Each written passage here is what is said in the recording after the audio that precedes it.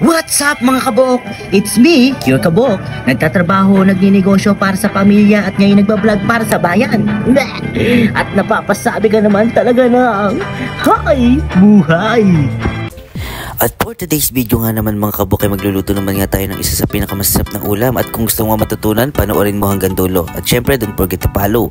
Pagkatapos nga mga kabok ay hiniwa nga natin tong breast ng manok sa maliliit na parte into cubes. At pagkatapos ay nagdikdik na nga rin ako dito ng bawang at hiniwa ko sa maliliit na parte din. And then sibuyas at nagsama nga rin pala tayo dito ng luya. Ang maliit lang na luya para matanggal lang ng lansa. At pagkatapos naghiwa nga rin tayo dito ng siling berde at siling pula. At sumunod nga mga kabok ay sa mait na kawali ay naglagay nga lang ako ng konting mantika at ginisa ko na nga agad yung bawang, sibuyas at itong ating konting luya.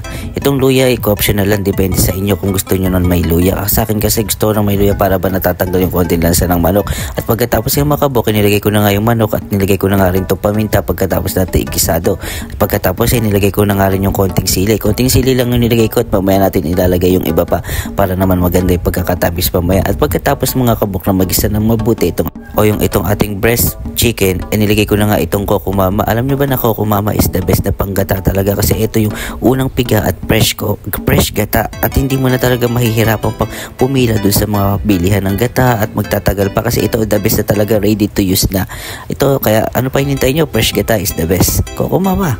At pagkatapos nga makabok, hintayin nga lang natin ito kumulo at hintayin nga lang din natin na ma-absorb ng chicken yung ating nilagay na gata kasi yun ang the best na lasa talaga. At pagkatapos nilagyan ko nga lang din ng beans, optional lang din to, depende rin sa inyo.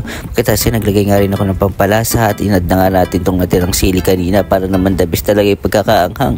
At pagkatapos ng kumulo nito mga kabok ay ready to eat naman na talaga. At ano pa tinihintay nyo mga kabok? Kumuha na rin kayo ng inyong kanin at sabay nyo akong kumain. Syempre, don't forget to follow, share, and react para sa more update cooking pan videos. Halika na at samahan nyo ko. Salamat sa panonood. Bye-bye!